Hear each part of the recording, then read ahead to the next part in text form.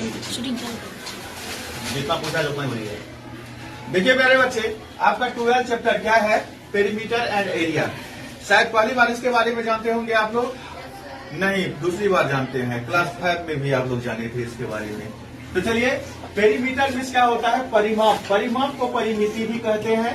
And means तो हम सबको पता है कि और होता है, और उसके बाद एरिया मीन्स होता है क्षेत्रफल। सबके बारे में एक एक करके हम अभी जानते हैं।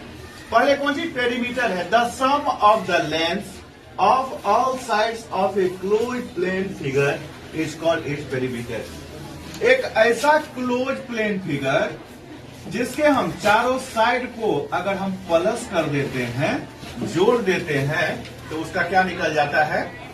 पेरीमीटर निकल जाता है। मीन्स हम ऐसे समझ सकते हैं कि कोई एक प्लॉट है, प्लॉट के चारों साइड के बाउंड्री का जो लेंथ होता है उसको हम लोग क्या करते हैं?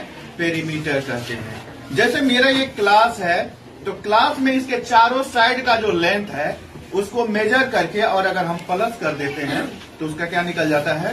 पेरीमीटर निकल जाता है। समझ में आ गया? तो वैसे ही अब हम पेरीमीटर एक एक करके अलग अलग प्रकार का फिगर होता है उस फिगर का जानते हैं। पहले पेरीमीटर ऑफ रेक्टेंगल। हम लोग को पता है रेक्टेंगल मीन्स क्या होता है? आयत होता है। तो perimeter of rectangle equal to 2 into length plus क्या होता है?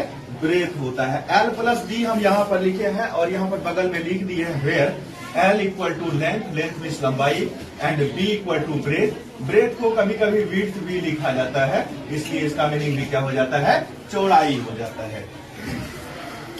अब एक कंडीशन आएगा कि आपको पेरीमीटर दे दिया रहेगा और ब्रेथ दे दिया रहेगा, और उस कंडीशन में आपको कहेगा कि रेक्टेंगल का लेंथ कितना होगा वो फाइंड कीजिए।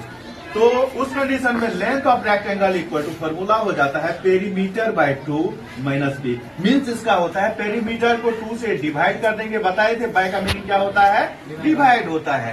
पेरीमीटर को 2 से डिवाइड करके जितना आंसर आएगा उसमें से ब्रेथ को अगर हम माइनस कर देंगे तो उस कंडीशन में क्या हो जाएगा? वो हमको लेंथ निकल जाएगा।